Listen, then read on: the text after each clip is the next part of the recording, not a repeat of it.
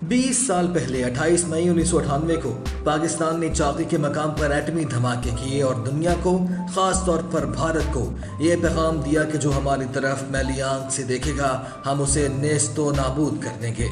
इस मौके पर डॉक्टर अब्दुल कदीर खान को, जो कि पाकिस्तान के मायानाज एटमी साइंसदान हैं, उन्हें पाकिस्तान की एटमी सलाहियत का बानी और हीरो करार दिया गया और अभी तक उन्हें फादर ऑफ एटॉमिक पावर भी कहा जाता है।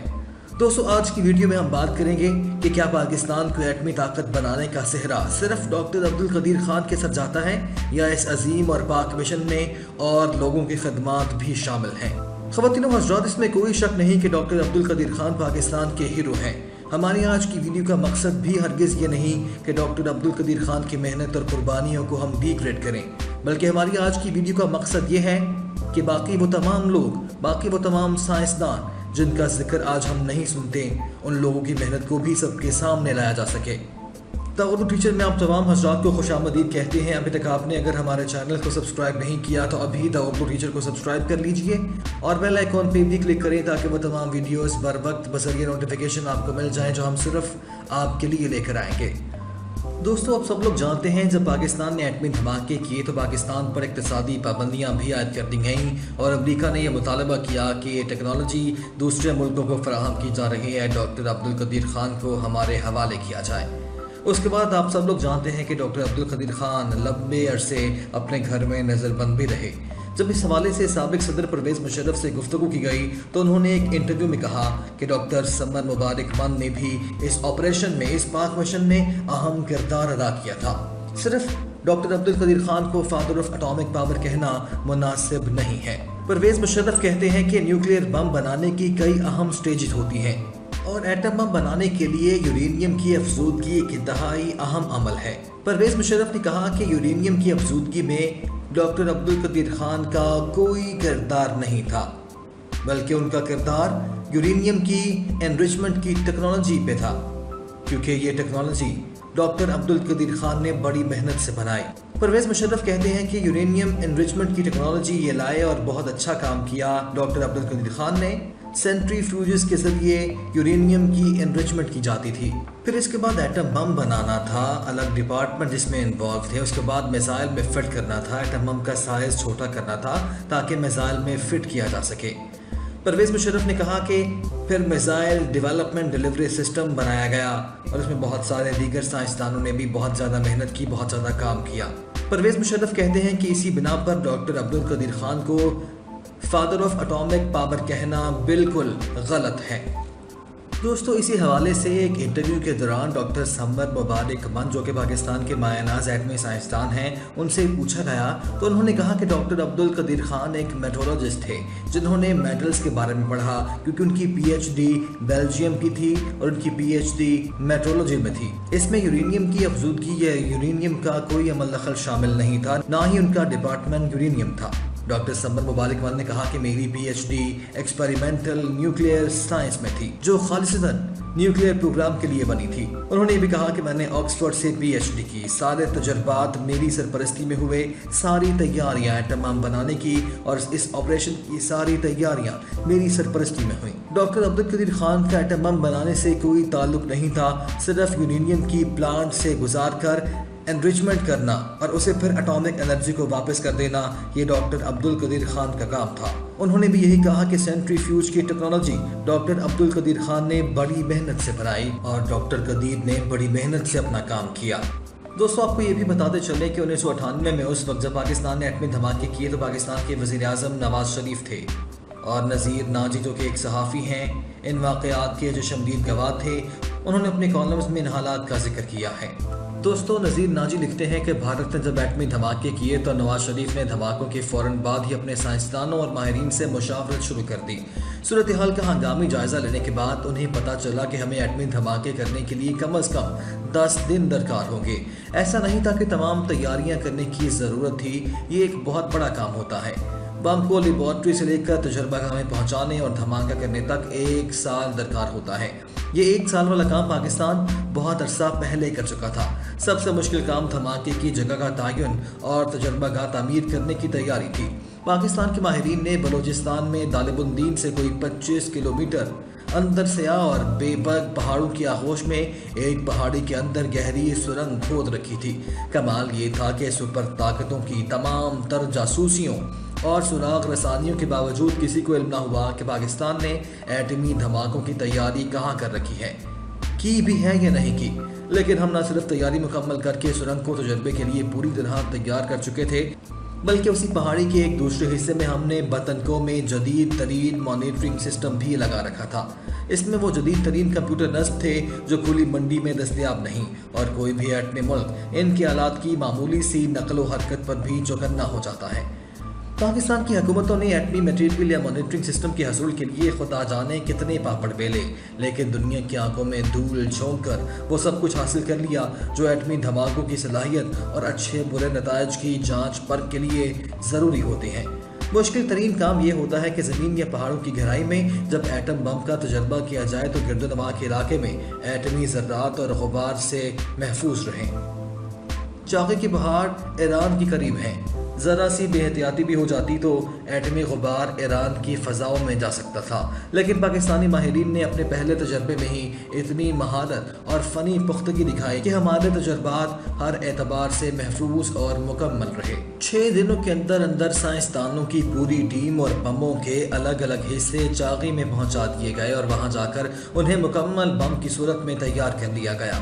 یہ سب کچھ مکمل رازداری اور احتیاط سے کیا گیا۔ اندر اندر سب کچھ ہوتا رہا، لیکن باہر نواز شریف ملاقاتیوں سے پوچھ رہے تھے کہ کیا خیال ہے، ہمیں دھماکے کرنے چاہیے یا نہیں۔ دوستو، نذیر ناجی کہتے ہیں کہ ان تمام تر تیاریوں میں محسن پاکستان ڈاکٹر عبدالقدیر خان کہیں بھی نہیں تھے۔ ایٹم بم بنانے کا پہلا مرحلہ یورینیم کی افزودگی کا ہوتا ہے، اس کے بغیر ایٹم بم نہیں بنایا جا سکتا۔ ڈاکٹر قدیر پاکستانی حکومت کی پوری مدد اور خفیہ ذرائع سے استفادہ کرتے ہوئے ہالینڈ سے یورینیم افزودہ کرنے کا فارمولہ لے آئے تھے۔ پاکستان میں آ کر انہوں نے یہ ٹیکنالوجی ہمارے سائنسدانوں تک پہنچائی اور ہم یورینیم کو افزودہ کرنے میں کامیاب ہو گئے۔ یقیناً یہ بہت بڑا کارنامہ تھا جس کا تمام پاکستانی سائنسدان اعتراف کرتے ہیں، کیونکہ یورینیم کی افزودگی کے بغیر بم بنایا ہی نہیں جا سکتا تھا۔ یاد رہے کہ نظریہ اضافت جس کے تحت ایٹمی توانائی دریافت کی گئی اور یورینیم کو افزودہ کرنے کی سائنس جو کہ ترقی یافتہ ملکوں میں رائج ہے، ان دونوں میں ڈاکٹر صاحب نے کوئی چیز ایجاد نہیں کی۔ انہوں نے اپنی ملازمت کے دوران افزودگی کا علم حاصل کیا اور خاکے وغیرہ پاکستان لے کر آ گئے۔ بہرحال محض افزودہ یورینیم سے بم نہیں بنتا۔ بم بنانے کی ٹیکنالوجی انجینئرنگ کا الگ شعبہ ہے، اس کے لیے ورک شاپس بھی الگ ہیں اور ماہرین بھی الگ ہیں۔ ان شعبوں کے سربراہ ڈاکٹر سمر مبارک من تھے، وہی تمام ماہرین کو لے کر چاقی گئے۔ اسی ٹیم نے بم کو سرنگ میں نصب کیا، اسی ٹیم نے دور پہاڑوں پر بیٹھ کر سارے آپریشن کی نگرانی کی، اسی ٹیم نے پہاڑ کے بدن میں بنائے گئے مانیٹرنگ ہال میں تجربے کی کامیابی کے کفائف جمع کیے اور اس کے پرفیکٹ ہونے کی رپورٹ بنائی۔ اس پورے عمل میں ڈاکٹر عبدالقدیر خان کسی بھی مرحلے میں چاقی میں نہیں تھے۔ جب دھماکہ کر لیا گیا اور وزیر اعظم نواز شریف کو دعوت دی گئی کہ وہ تجربہ گاہ کے معائنے کے لیے آئیں، وہ اپنے قریبی ساتھیوں کو لے کر چاقی کے لیے روانہ ہوئے۔ مجھے بھی اس ٹیم میں شامل ہونے کا اعزاز حاصل ہوا۔ ہم لوگ شام کے وقت کوئٹہ پہنچے۔ پرنس اورنگزیب بلوچستان کے گورنر تھے، بیگم اورنگزیب انتہائی سلیقہ مند اور مہمان نواز خاتون تھی۔ خیر، ہم گورنر ہاؤس میں رات کے کھانے کی تیاری کر رہے تھے کہ اچانک ڈاکٹر عبدالقدیر خان بھی تشریف لائے۔ ہم سب انہیں دیکھ کر حیران ہوئے۔ اس حیرانی میں نواز شریف بھی شامل تھے، جس سے اندازہ ہو گیا کہ ان کی آمد وزیر اعظم کے لیے بھی غیر متوقع تھی۔ اگلی صبح جب ہم طالب الدین کے لیے روانہ ہونے والے تھے تو میں نے ڈاکٹر عبدالقدیر خان کو وزیر اعظم سے یہ کہتے سنا کہ میں آپ کے ساتھ جا سکتا ہوں۔ نواز شریف نے حسب عادت بڑی شائستگی اور احترام سے انہیں ہیلی کاپٹر میں بیٹھنے کی دعوت دے دی۔ نذیر ناجی کہتے ہیں کہ ہم طالب الدین ایئرپورٹ پر اترے تو شہر کے در و دیوار ہمیں مزید حیران کرنے کے لیے تیار تھے۔ جیسے ہی گاڑیوں میں بیٹھ کر ایئرپورٹ سے نکلے تو در و دیوار پر ہر طرف ڈاکٹر عبدالقدیر خان کی رنگین تصاویر کے پوسٹرز لگے تھے، ساتھ ساتھ نواز شریف کی تصویر بھی لگا دی گئی تھی اور ایٹم بم کے خالق ڈاکٹر قدیر خان کے اس احسان عظیم پر ان کی تحسین کی گئی تھی اور انہوں نے تنہا پاکستان کا دفاع ناقابل تسخیر بنا دیا۔ باقی دنیا میں کریڈٹ دیے جاتے ہیں، ہمارے ہاں بیشتر معاملات میں کریڈٹ خریدے جاتے ہیں۔ اس کی مثال پاکستان کا ایٹمی بم ہے۔ نذیر ناجی کہتے ہیں کہ پاکستان کی ایٹمی صلاحیت میں بے شمار لوگوں کا حصہ ہے۔ اس کی ابتدا ذوالفقار علی بھٹو سے ہوتی ہے اور تکمیل نواز شریف کے ہاتھوں ہوتی ہے۔ درمیانی عرصے میں پاکستان کے ہر سربراہ مملکت نے اس میں اپنا حصہ ڈالا۔ ضیاء الحق اپنے دور میں اس کام کو آگے بڑھاتے رہے۔ ان کے بعد غلام اسحاق خان آئے، انہوں نے بھی یہی کیا، اور نواز شریف آئے تو انہوں نے اس عظیم کام کو پایۂ تکمیل تک پہنچایا۔ ڈاکٹر قدیر کی اس خدمت کا سب اعتراف کرتے ہیں کہ وہ یورینیم کو افزودہ کرنے کی ٹیکنالوجی پاکستان میں لائے اور مقامی سائنسدانوں کو اس کی تربیت دی اور مطلوبہ مقدار میں یورینیم افزودہ کر کے بم ساز ٹیم کے سپرد کر دیا۔ مگر بم ڈاکٹر صاحب کی لیبارٹری میں نہیں بنا تھا، بم علیحدہ فیکٹری میں تیار کیا گیا۔ یہ کام ایک دوسری ٹیم نے انجام دیا۔ ڈاکٹر صاحب کو آڈٹ کے بغیر جو وافر فنڈز مہیا کیے گئے تھے، ڈاکٹر صاحب نے ان کا ایک بڑا حصہ اپنی تشہیر پر صرف کیا۔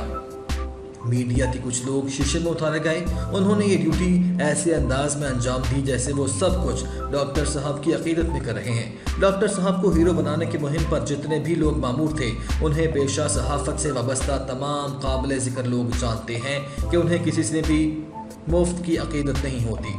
انہی لوگوں نے ڈاکٹر صاحب کو خطابات سے نوازا اور انہیں پاکستان کی ایٹم بم کا خالق ثابت کرنے پر ایڑی چوٹی کا زور لگا دیا۔ اسی شہرت کی بنا پر ڈاکٹر صاحب نے سماجی سرگرمیاں شروع کر دیں اور بم کے خالق کے منصب پر زبردستی پراجمان ہو کر بیٹھ گئے۔ نذیر ناجی کہتے ہیں کہ ڈاکٹر عبدالقدیر خان نے قابل قدر کام کر کے اس سے کہیں زیادہ فوائد حاصل کیے۔ انہیں بے حساب دولت دی گئی جو غریب پاکستان کے خون پسینے کی کمائی تھی۔ انہیں سربراہ مملکت جیسی پروٹوکول اور مناعت دی گئیں۔ انہیں دنیا بھر میں خرچ کرنے کے لیے بے حساب زر مبادلہ دیا گیا، مگر وہ اس پر بھی مطمئن نہ ہوئے اور ایٹمی رازوں کو اعتبار بازار لگا دیا، جس کی وجہ سے پاکستان پوری دنیا میں بدنام ہوا، بلکہ ہمارے ایٹمی اثاثے تک خطرے میں آ گئے۔ پاکستانی قوم نے کسی دوسرے ملک سے ایک ایٹمی راز لے کر آنے کے عوض جو کچھ ڈاکٹر صاحب کے قدموں میں نچھاور کیا، اس کی مثال نہیں ملتی۔ ایٹم بم اور یورینیم کی افزودگی کے حقیقی موجودوں کو بھی وہ کچھ نہیں ملا ہوگا جو کچھ ڈاکٹر صاحب کو دیا گیا۔ اس کے باوجود ان کی خواہشیں پوری نہیں ہوئیں، اور جو ان کی خواہش پوری نہیں کرتا وہ اس کے خلاف ہو جاتے ہیں۔ ایک عرصے سے وہ سربراہ مملکت کا منصب بھی مانگتے رہے۔ خواتین و حضرات، یہ تھی ہماری آج کی ویڈیو۔ امید کرتے ہیں کہ آپ کو آج کی یہ ویڈیو ضرور پسند آئی ہوگی۔ آپ اس ویڈیو کو اپنے دوستوں اور اپنے چاہنے والوں سے شیئر بھی ضرور کریں گے۔ ہم یہ بھی امید کرتے ہیں کہ آج کی اس ویڈیو سے آپ کے علم میں اضافہ بھی ضرور ہوا ہوگا۔ اگر آپ چاہتے ہیں کہ ہم آپ کی پسند کی کوئی ویڈیو لے کر حاضر ہوں تو آپ ہمیں اپنا پسندیدہ ٹاپک کامنٹ سیکشن میں جا کر لکھ بھیجیے۔ ہم آپ کے بتائے ہوئے ٹاپک پر آپ کی ویڈیو لے کر حاضر ہو جائیں گے۔ اگلی ویڈیو تک کے لیے آپ اپنا خیال رکھیے گا اور ہمیں دعاؤں میں یاد رکھیے گا۔ ہمیں اجازت دیجیے۔ اللہ حافظ۔